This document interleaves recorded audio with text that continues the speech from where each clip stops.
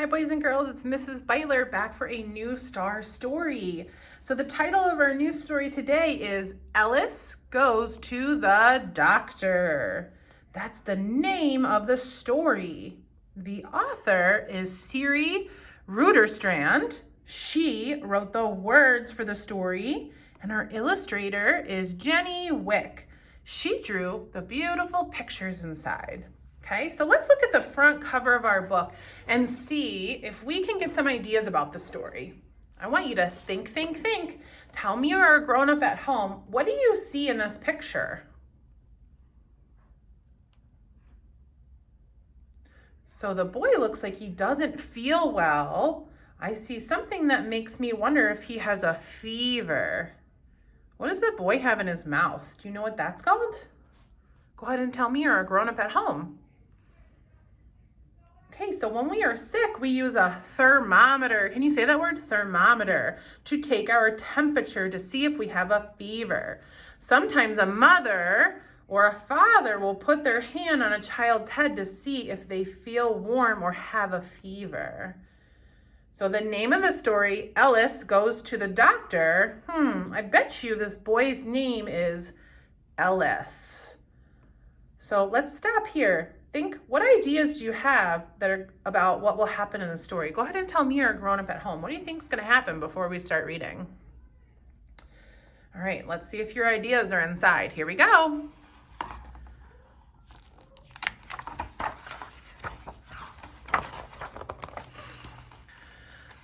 Normally, Ellis likes to run around and play all day long, but not today.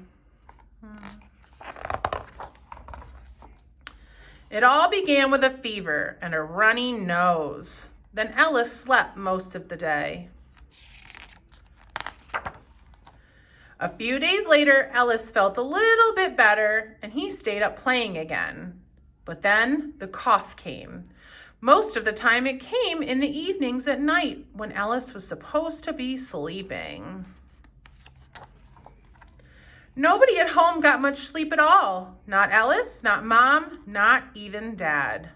One morning, Dad had had enough. "It is time to go to the doctor," Dad said. So Ellis's dad says it's time to take him to the doctor. What do you think's going to happen next? Go ahead and tell me you're a grown-up you're reading the story with. All right, let's see if that happens. At the doctor's office, Ellis and his dad had to wait for a while. Ellis thought it was strange that there were so many toys there. All the kids that come to see the doctor are sick. How are you supposed to be playing when you are sick? Thought Ellis. At least Ballowitz was having fun on that little slide. That must be his monkey's name, Ballowitz. Finally, a woman came in and asked Ellis and his dad to follow her into a room. "I am going to examine you," she said, "so that I can find out what is making you sick. I am going to start by examining your nose. I will poke inside of it with a stick. It might feel a bit funny, but it won't hurt." Ellis had to sit on his hands while the nurse poked around in his nose. Blech! It itched in a strange way. Ellis got a little teary-eyed, but it didn't hurt. The nurse was telling the truth about that. "And I want to prick your finger too. It will be really quick," the nurse told him. Ellis started to feel a bit annoyed with her. So, how do you think Ellis is feeling? Let's look at his face here. How do you think he's feeling when the nurse tells him she's going to prick his finger? Look at his face here. How do you think he's feeling? How do you know he's feeling that way? Go ahead and tell me you're a grown-up you're reading with. All right, let's keep reading. "You can prick Ballowitz," he told her. "I can do that first, then prick you. I will give him a nice Band-Aid afterwards," the nurse told him. "Okay," said Ellis. "If Ballowitz is brave enough, I am brave enough," Ellis thought.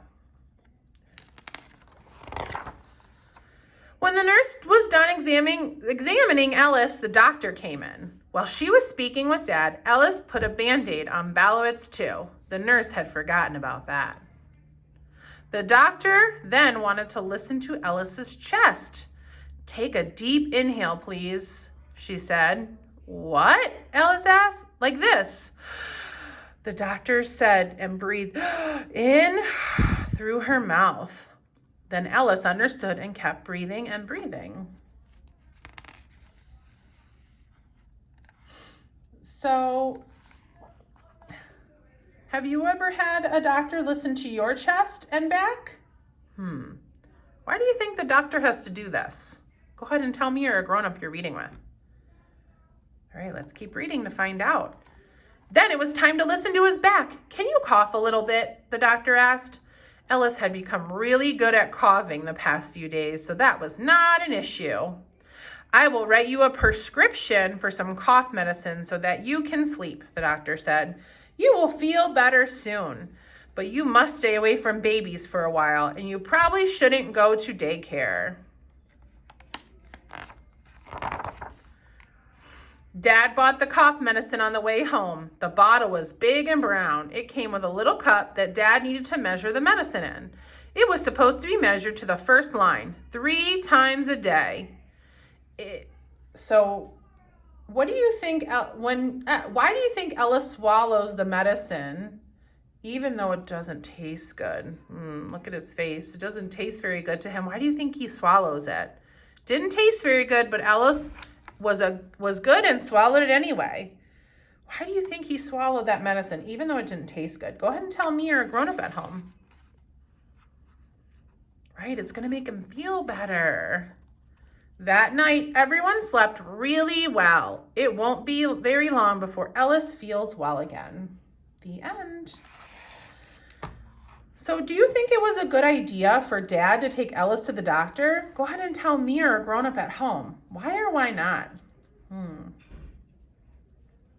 And when Ellis goes to the doctor's office, the nurse and the doctor examine him. Okay, let's go back and look at that. They examine him. Right? They're examining him. Okay. What do you think the word examine might mean? Do you have an idea? Okay, so when you examine something, you look at it closely. The nurse and the doctor needed to look closely at Ellis to figure out why he was sick. And then after the doctor examined Ellis, the boy goes home and takes some, what did he take? He took some medicine, right? Medicine. Medicine is something a doctor gives you to make you better when you are sick. Think about a time. Have you ever had to take medicine before when you felt sick? Think about that. Go ahead and tell me about it, or tell a grown-up at home. All right, everyone, we're all done reading Ellis Goes to the Doctor today. I look forward to seeing you again tomorrow for our story retell, and I'll see you then. Bye.